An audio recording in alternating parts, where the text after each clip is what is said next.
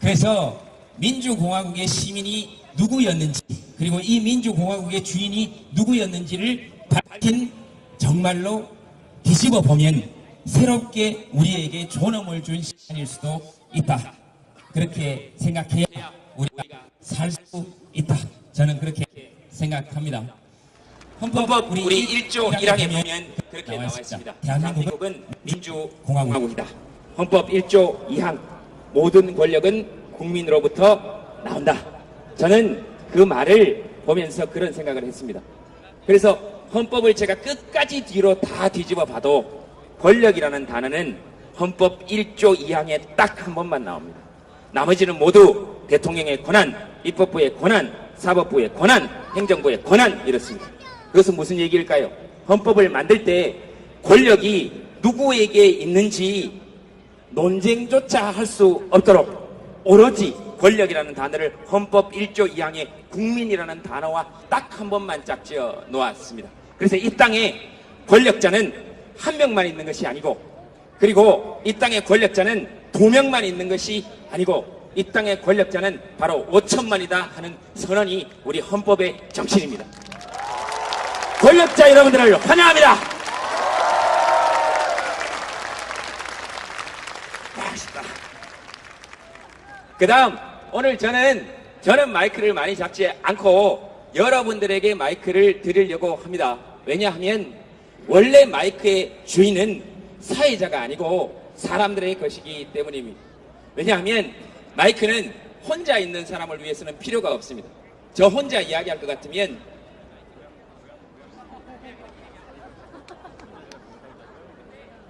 이 마이크가 진짜 생겨난 이유는 사람들 귀에 들려나라고 생긴 겁니다. 그래서 마이크의 주인은 여러분들입니다.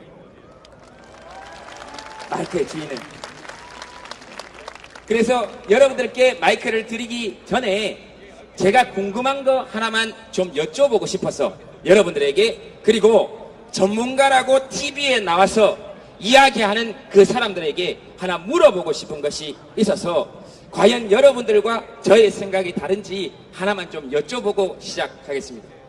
우리 헌법 84조에 보면 이렇게 나와 있습니다.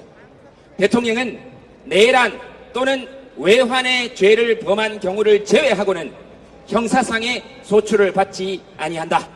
즉 이 말은 대통령이 내란과 외환의 죄를 저질렀을 경우에는 형사상의 소출을 할 수 있다라는 뜻으로 저는 해석합니다.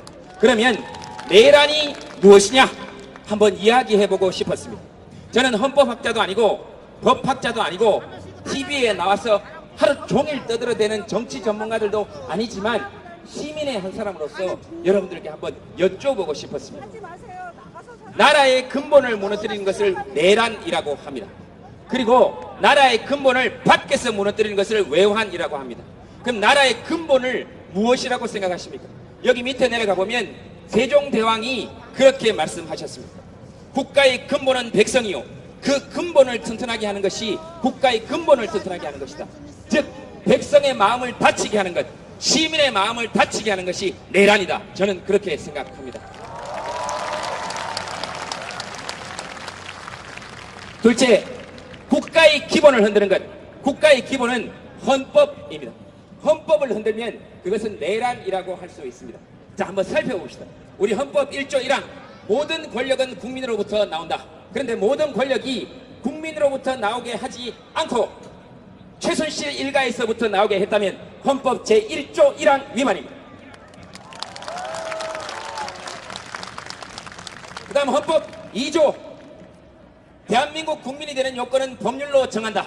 그런데 법률로 대한민국 국민인 이 사람들에게 권력을 주지 않고 사사로이 다른 사람에게 권력을 줬다면 헌법 제2조 위반입니다. 헌법 3조 대한민국의 영토는 한반도와 그 부속 도서를 영토로 한다. 그런데 한반도와 그 부속 도서에 사는 모든 사람들에게 권력을 준 것이 아니고 한반도와 그 부속 도서에 사는 단 한 사람에게만 권력을 줬다면 헌법 제3조를 대통령께서는 위반하신 겁니다. 제 생각은 그렇습니다. 헌법 제4조 평화 통일을 추구해야 한다. 근데 대통령께서는 평화 통일을 추구하지 않고 이 땅에 전쟁 위기를 부추겼습니다. 헌법 제4조 위반입니다. 헌법 제5조 국군은 정치적 중립성을 지녀야 한다. 그런데 국군을 정말로 여러분들이 피땀 흘려서 보낸 우리 자식들을 전부 다 방탄복이 총에 쏠리도록 만들어 놓고 그 아이들을 위해서는 아무것도 하지 않고 오로지 힘있고 권력 있는 사람들을 위해서만 그 사사로운 권력을 우리 군인들을 명예로운 군인들을 그런 식으로 사용했습니다. 댓글을 달게 만들었습니다. 헌법 제5조 위반입니다. 헌법 제6조 조약을 체결할 때는 국내법과 동일한 효력을 가진다. 즉 다시 말해서 주권자의 허락을 받아야 한다는 것인데 지금까지 나온 것으로 상황으로 살펴봐서는 국민들의 허락이 아니라 최씨 일가의 허락을 받은 것 같습니다. 헌법 6조 위반입니다. 헌법 제7조 공무원은 국민에 대하여 끝까지 책임을 진다. 그런데 한 번도 국민에 대해서 책임을 지지 않았습니다. 헌법 제7조 위반입니다.